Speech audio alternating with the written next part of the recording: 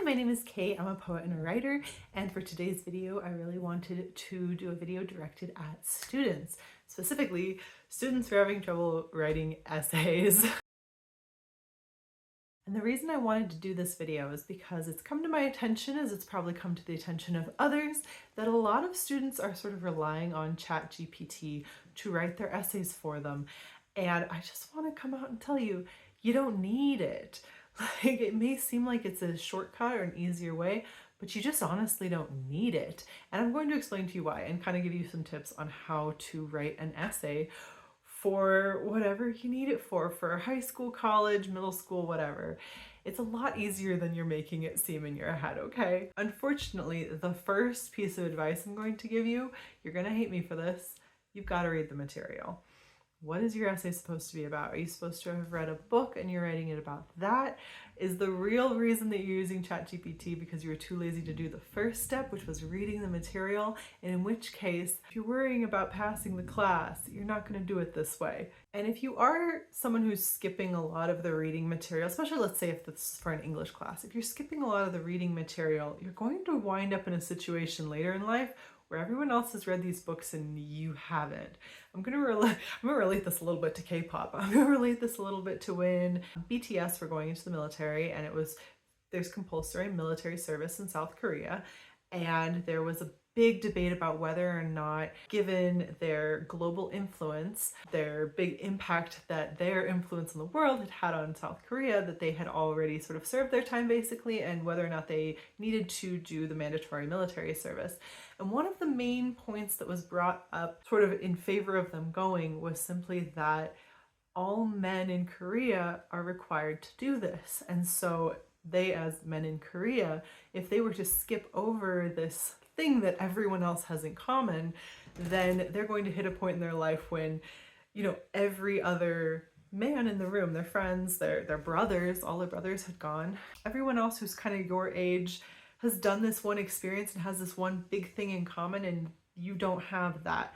So it's also just sort of like a social aspect. A lot of high school reading is that kind of thing. It's gonna come up later. People are gonna be like, oh, did you read Lord of the Flies? Did you read 1984? And if you haven't read them, you're sort of left out of that commonality that everyone else has kind of done. So there's that aspect of it, but also there's a reason that they're choosing for you to read these books. Some of them are good, some of them aren't good, but have really interesting lessons that are going to relate to other things that come up later in academics or later in just your everyday life. So there's a reason to read the material. If this is for a science class, there's a reason to read the material.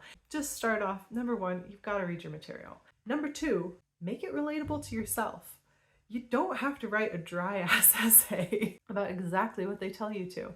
You can make this something a little bit, you can jazz it up a little bit, make it a little bit fun, related to something that you're actually interested in. Back in high school, we read Frankenstein, and I wasn't necessarily that interested in Frankenstein. I thought it was a good book, but I wasn't like into it.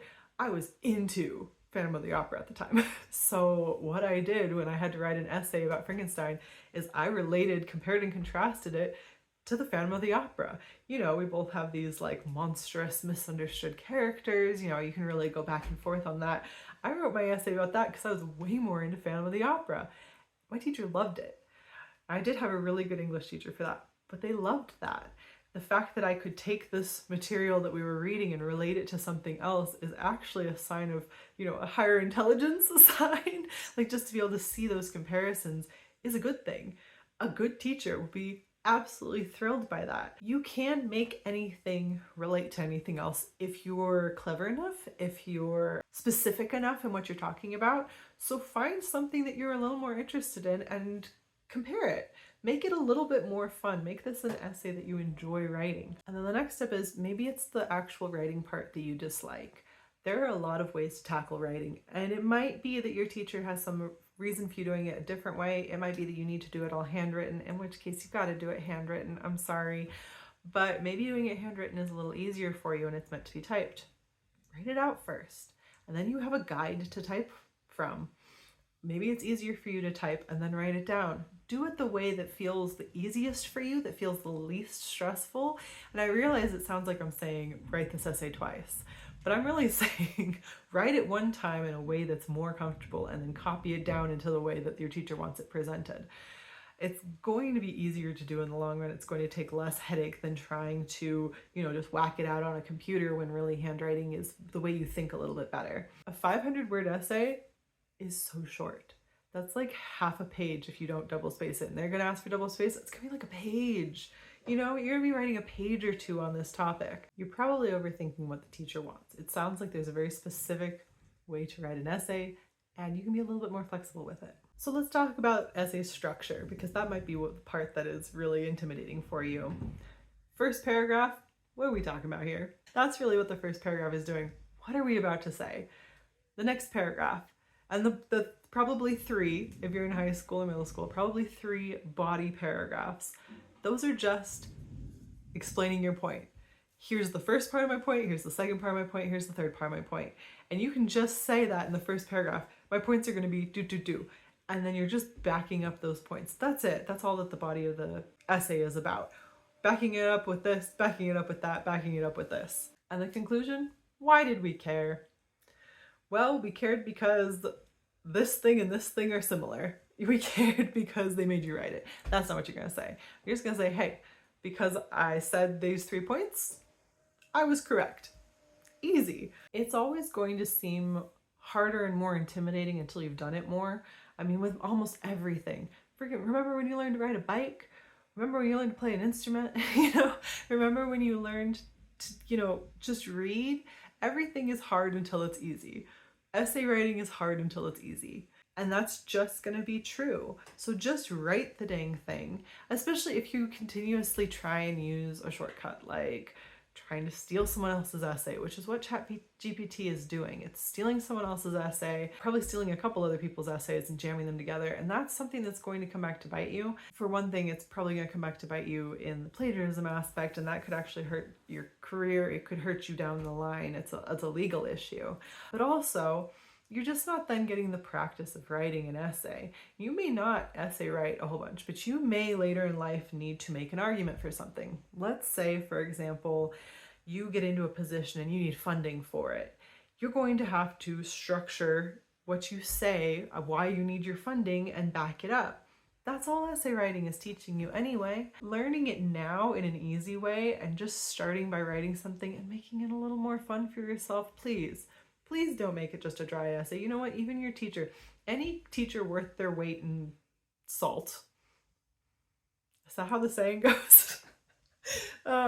Any teacher who's any good at all is going to be really interested in what you're interested in, essentially, and how you can relate it to the material. That means that you're actually engaging with it on an intellectual level, that you actually read the material, you thought about it enough that you were like, hey, it's just like Dragon Ball Z in this way, And that could even be for something that's a little more dry, to me more dry. I'm an English person, but a scientific essay as well. If you're able to relate it to something else in another way, it does show your teacher that you're thinking about it on another level. So you can make it a little more fun. It's okay. And then the last thing I want to stress to you is this isn't forever. If what you're scared about is that you're not very good at writing an essay, again, you're going to get better as you practice. That's just how life works. But if what you're afraid of is kind of failing, this isn't going to matter later. It's a lot more valuable for your mental and emotional development at this age while you're young to actually physically sit down and write that essay, to actually get the words out on paper, and to do something that maybe the teacher doesn't like and that grades you low on. It's better for you to have done that than to not, because you're still getting the exercise of having done the thing, of having learned. Maybe you've got a bad teacher who's going to mark you low for what would otherwise be a really good essay. That's a possibility. You're still getting that exercise of learning how to write this essay, of doing it yourself, of knowing that you can put 500 words on paper and it's not going to be the end of the world and it's not going to take all day. It won't matter later. It won't matter next year how you did on this essay. It won't matter in your future how you did on this essay. However, having practiced and learned those skills is going to carry over time. It sounds like that's worthless, but it's actually really valuable, and that's the reason that you're in school, and that's the reason that you're doing these things. It's not necessarily to turn in an essay and get a grade, even though that's what it feels like. It feels like the only thing you're doing is turning in homework and essays and getting graded on them, and they're saying yes or no whether or not you're a good person or not. And that's not what school is about. It's not what it's meant to be about. It's not what your teachers wish you were taking away from it. They wish you were taking away this sense of practicing these different skills that you're going to take on in the future with you. And it might feel like you're never going to do this. It might feel like you're never going to use geometry later, and yet it may come up. And having learned how to problem solve your way out of a geometry problem is going to then help you to problem solve your way out of more complicated things in the future. That's really the reason that you're doing it. The reason that you're writing an essay is so that you get that practice in, so you understand how to categorize things in this way. Go easy on yourself and don't feel bad about writing a bad essay. It's okay. You're learning right now. It's okay to be wrong and it's okay to fail, even though I think the entire world and everyone, it feels like it's not, everyone feels like they're saying it. No, it's not okay. It's okay, because it just doesn't matter later. It matters right now. It really, really does. But what matters the most overall for right now and later is that you're learning how to do the thing. So don't rely on something like Chat GPT, because you're smart and you don't need it. You just don't need it. That's all from me today. I wish you the best of luck, especially students, especially as you're getting ready to write big essays for midterms or finals or whatever is going to be coming up. I believe in you, and you're going to do a great job, and you're going to go out into the world after school is all over and do really great things. So good luck to you. Good luck to all of us. Bye.